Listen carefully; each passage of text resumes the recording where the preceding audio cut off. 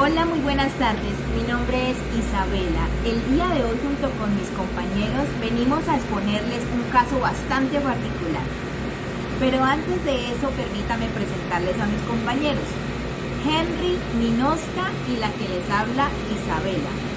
Somos los integrantes del grupo número 1 de la materia Enfoque Cognitivo-Conductual.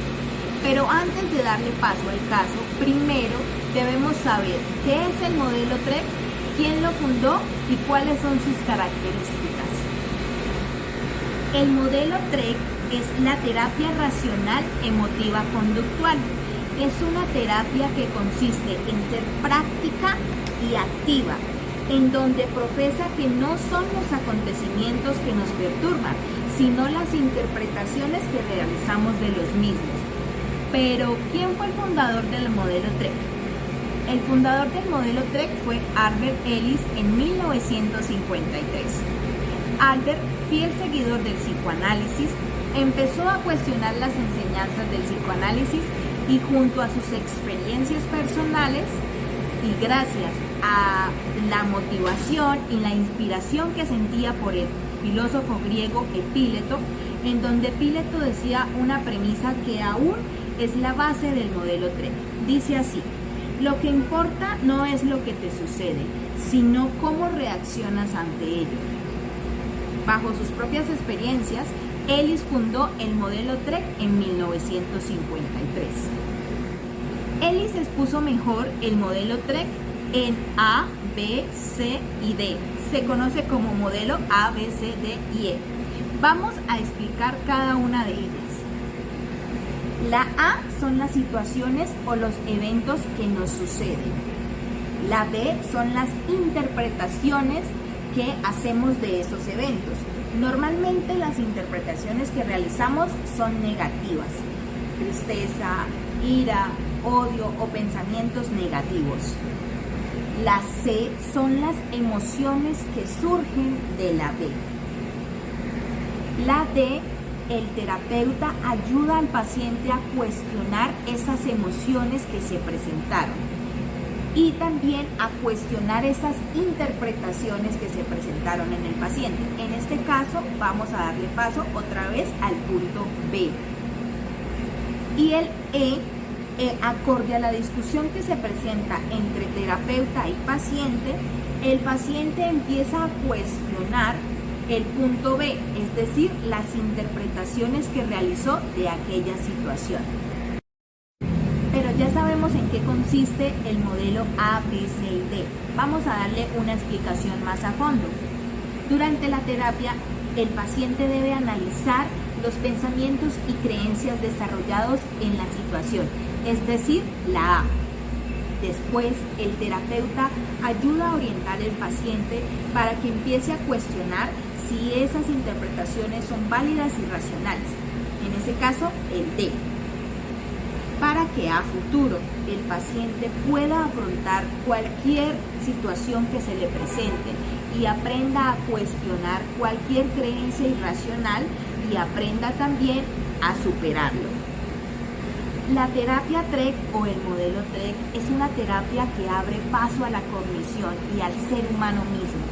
Nos ayuda a cuestionarnos, a cuestionar todas nuestras creencias que tenemos, sean impuestas o vividas, para superarnos y superar todo aquello que se nos presente en la vida. Dando así, la terapia también nos enseña que no solo son los acontecimientos que nos perturban, de hecho no nos pueden perturbar, sino las interpretaciones que realizamos de los mismos. Así que hay que sentarse siempre cada vez que nos pase algo y en vez de darle paso a los pensamientos negativos o las creencias irracionales, vamos a cuestionarlas y vamos a salir adelante para superar. Algunas de las creencias irracionales generalmente que tienen las personas son: no sirvo para nada, necesito cariño y afecto de alrededor, me va a quedar difícil hacerlo, esto pasó porque es mi culpa o porque es culpa de los demás. Son creencias que están arraigadas en nuestro ser y que debemos superarlas. Gracias al modelo TREC a esta terapia, el terapeuta nos ayuda a cuestionarlas y nos ayuda a superarlas, dándole paso a pensamientos positivos para enfrentar las situaciones. Y bueno, le vamos a dar paso a Ninoska, mi compañera. Ella nos va a explicar todo el caso. Nuestro paciente tiene 44 años, de sexo masculino, es un trabajador independiente que se desempeña en el rubro de la estética capilar. Actualmente él está estudiando en la Universidad Psicología en una modalidad virtual, reside en la ciudad de Bogotá y su nacionalidad es colombiana. Actualmente vive con su madre y es viudo hace 7 años. En el motivo de consulta, nuestro paciente nos dice que se le dificulta trabajar en equipo o en grupo. Inicialmente, desde que él ingresó a la universidad, le cuesta trabajo realizar específicamente los trabajos colaborativos que le impone la universidad. Nos comenta que a la hora de enviarle mensajes a sus compañeros para ir viendo avances de dicho trabajo, ellos no responden oportunamente. En consecuencia de esto, nuestro paciente nos indica que esto le genera sentimientos de rabia, angustia y frustración, lo que lo lleva a generar prácticas evitativas, dejándole en visto los mensajes a sus compañeros, no contestando instantáneamente como para generar un vacío. Le deja en visto los WhatsApp en el grupo que tienen designado y no contesta las llamadas cuando le hacen algún tipo de pregunta. Nos argumenta que prefiere hacerlo todo por él mismo, ya que así no debe rogarle al resto del grupo o del equipo para que puedan colaborar con la información necesaria para realizar dichos trabajos.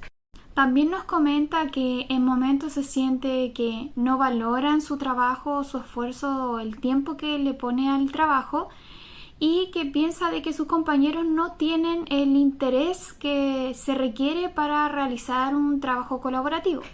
Y esto a momentos lo lleva a sentirse triste, amargado y con una incomodidad constante para realizar este tipo de actividades. También en ciertas ocasiones dice sentirse como la única persona capaz de realizar las actividades, lo que le produce un sentimiento de fastidio y de superioridad en él. Como antecedentes adicionales de nuestro paciente, nos dice que desde muy pequeño él ha sido muy tímido y que siempre le ha costado relacionarse con grupos. Entonces, actualmente, cuando llega a esta situación de poder encontrarse en grandes agrupaciones, dice que hasta puede llegar a enfermarse físicamente. También nos menciona que es el segundo de 3 hermanos y que cuando sus padres se divorciaron, su madre asumió la total responsabilidad de la crianza de él y la de sus hermanos. Durante su infancia también hubo crisis económica a nivel familiar, lo que generó que tuvieran muchos percances a nivel familiar por el tema de los quehaceres del hogar, ya que los tenían que hacer ellos mismos. Y menciona también que su madre era muy insistente en que ellos tenían que aprender a realizar de todo y que así no tendrían que depender de nadie. También nos comenta de que no ha tenido muchas relaciones amorosas, ya que le cuesta trabajo expresar los sentimientos, ya que es muy tímido. Estuvo casado 6 años, los cuales vivió en Popayán hasta la muerte de su esposa, que sufrió un accidente de tránsito, lo cual le llevó a nuestro paciente una depresión aproximadamente de 2 años. Se regresó a vivir con su madre. También nos cuenta que después de esto pudo tener otro tipo de relaciones amorosas, pero que todas fueron muy cortas, ya que no pudo sentirse totalmente comprendido emocionalmente y textualmente nos dice que sale corriendo. Al momento de la entrevista, nuestro paciente inicialmente se muestra muy calmado, tranquilo, sin ningún inconveniente, pero a medida que va transcurriendo el relato de los hechos, su voz empieza a cambiar, empieza a enrojecerse un poco el rostro, se empieza a notar un poco el nerviosismo. En algunos de sus relatos también tiende a subir un poco su tono de voz, le sudan un poco las manos, pero ya casi finalizando la entrevista, el paciente expresa cruzando los brazos y cruzando las piernas. A partir del caso que nos acaba de escribir Ninoske, siguiendo la metodología de la terapia racional emotivo-conductual, podemos evidenciar una serie de comportamientos que presenta Henry, consecuencia de un acto específico, que hace que él tenga una serie de pensamientos no muy saludables. Él describe que cuando en la universidad en la que estudia debe realizar trabajos colaborativos, hay momentos en que la dinámica de la actividad necesita una comunicación constante entre compañeros y es en este preciso momento en donde se presenta el acontecimiento activador de las conductas inadecuadas. Pues dice él que cuando le escribe a sus compañeros, estos no le responden a tiempo. Este acto genera en él unos sentimientos de rabia, frustración y angustia. Podemos identificar en la entrevista que cuando en su vida se presentan situaciones de este tipo, aparece una creencia irracional en la que él mismo se dice: por eso es que siempre prefiero hacer todo yo mismo, así no tengo que estar rogándole a nadie. Esta creencia irracional, junto con los sentimientos de rabia, frustración y angustia, lo llevan a tener una serie de conductas evitativas con sus compañeros al no contestarle los mensajes que le envían después, dejándolos en visto en las conversaciones de WhatsApp y no contestándoles las llamadas que le hacen. A partir de estos pensamientos y conductas, hacemos una evaluación de dicha creencia y le preguntamos: si usted se diera cuenta que en el momento en que les envía estos mensajes a sus compañeros y ellos están ocupados, ¿qué le haría pensar eso? A partir de la anterior pregunta, Henry razonó y pensó: bueno, realmente no es que tenga que estar rogándole a las personas. Lo que pasa es que la rabia, la frustración y la angustia nublan mi razón y no me dejan ver que hay momentos en que las personas están ocupadas y no pueden responder los mensajes inmediatamente cuando se los envío. Otra conducta que se presenta a partir del hecho de que sus compañeros no le respondan a tiempo es el rechazo de las futuras ideas para el trabajo que le puedan presentar cuando se comuniquen con él. Él dice que se siente fastidiado y prepotente, creyendo así que es el único que puede realizar el trabajo, lo que conduce a que no escuche ni considere opiniones distintas a las propias suyas. A partir de esta creencia, sentimientos y conducta, le preguntamos: ¿por qué cree usted sentirse superior a ellos y qué le hace pensar que no podrían realizar la actividad?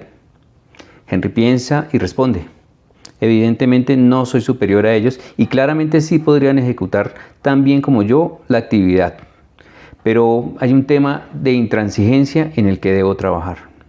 Finalmente, y como conclusión, podemos inferir a partir del estudio de la terapia racional emotivo-conductual de Albert Ellis, que es una psicoterapia que busca dar un enfoque práctico y activo para poder transformar nuestras interpretaciones en pensamientos más saludables, promoviendo así un bienestar emocional y conductual, proporcionando una estructura clara para analizar y modificar los pensamientos negativos, permitiendo a las personas enfrentar los desafíos del diario vivir de manera más efectiva.